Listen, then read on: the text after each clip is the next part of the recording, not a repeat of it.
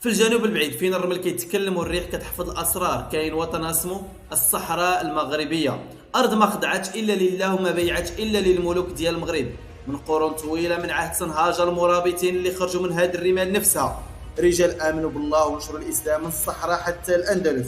من تم بدات الحكايه، حكايه شعب ما كيعرفش الركود. القبائل الصحراويه كانت دائما كتبايع السلاطين وكتعتز بانتمائها للمغرب الكبير، من طنجة للقويرة. والقويرة رمز السيادة اللي ما عمرها تفصلات على الوطن.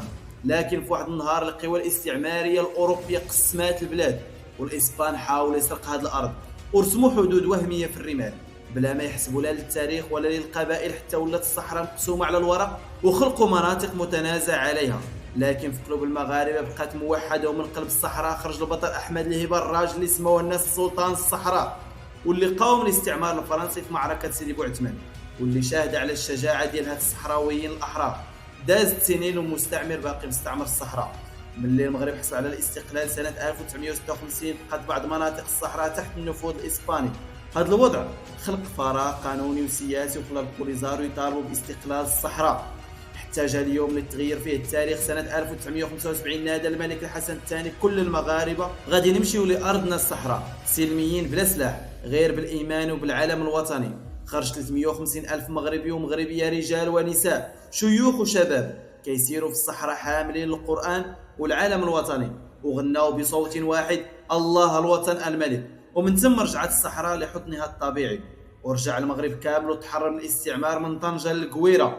لكن في 1976 أعلنت البوليزاريو تأسيس جمهورية سماتها الجمهورية العربية الصحراوية الديمقراطية، وطالبت بالسيادة على الصحراء المغربية. الجزائر دعمتهم سياسيا وعسكريا، وهذا الدعم زاد تعقيد الوضع وخلى بعض المناطق تظل متنازع عليها. القبائل الصحراوية عندها روابط تاريخية قوية مع المغرب، لكن النزاع خلق انقسامات داخلية وأثر على الانتماءات المحلية.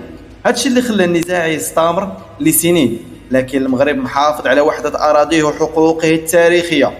وفي هذه الأرض تبنت مدارس ومستشفيات وموانئ ومشاريع كبيرة اللي خلات المدن تكون مراكز حيوية تجمع الناس وتفتح الطريق للتنمية والازدهار. والمغرب سنين هو كيدافع دبلوماسيا بالحكمة ديال الملك محمد السادس بمبادرة الحكم الذاتي باش يضمن للصحراء استقرارها، تنميتها، ووحدة المغرب كاملة من طنجة للقويرة تحت سيادة المغرب. هذه المبادرة اعترف بها العالم كحل عادل ونهائي للنزاع، ودعمته الأمم المتحدة وعدة دول، وتحققت الوحدة ديال المغرب كاملة بعد ما المغرب دافع دبلوماسيا وعسكريا وتاريخيا على صحرائه. وبقت الصحراء رمز للوحدة والصمود والانتماء الوطني لكل المغاربة، من المرابطين للمجاهد أحمد الهبة للحسن الثاني. قصة وحدة وطن عمرها ما كانت صدفة. الصحراء ماشي قضية، الصحراء هي احنا، وعمرها غتكون للغير.